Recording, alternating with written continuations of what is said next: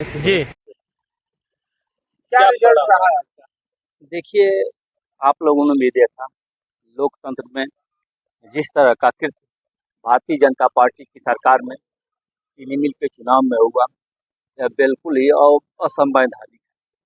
कल से ही जब दो प्रत्याशियों का नाम बराबर बराबर हो गया था 9-9, तो कल ही ये काम होना चाहिए था, लेकिन पूरी रात शासन प्रशासन के दबाव में लोग इधर उधर घुमाते रहे। पूरी रात सांसद, विधायक, सारे लोग, क्षेत्रीय जनता, सारे लोग यहाँ चीनी मिल पर रोड पर डटे रहे, लेकिन फिर भी प्रशासन सबको गुमराह करता रहा।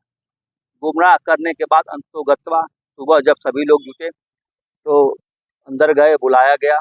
बुलाने के बाद हम लोग गए तो प्रशासन ने गोलमाल करते हुए अंततोगत्वा फिर वो सुबह की प्रक्रिया में उनके प्रत्याशी थे, वो भागने लगे, वो कह रहे थे कि नहीं फिर से चुनाव होगा।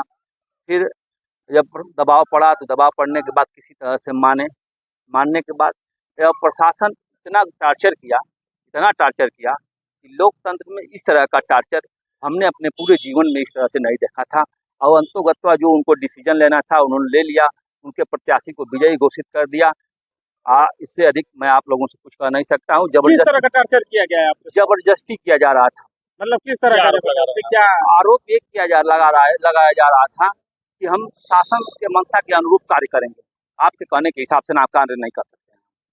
तो ये चीजें रात को ही क्यों नहीं डिफाइन हुई? आखिर परिणाम ये रात को ही होनी चाहिए थी, सत्य बात आपने कहा, ये रात को होनी चाहिए थी, लेकिन इतने वक्त तक घुमाते घुमाते जो उनके अधिकारी बोले उस हिसाब से, जो नेता उनके बोले, शासन सत्ता के हुकुमराज लोग जो वो बोले वो करने पर आमादा थे। अंततोगत्वा वही किए हैं जो मतलब आपके साथ गलत हुआ है। बिल्कुल गलत हुआ है। निश्चित रूप से ये सारे लोग देख रहे हैं इस चीज को कि ये मेरे साथ गलत हुआ है। इस तरह से चुनावी प्रक्रिया में कभी नहीं हुआ था।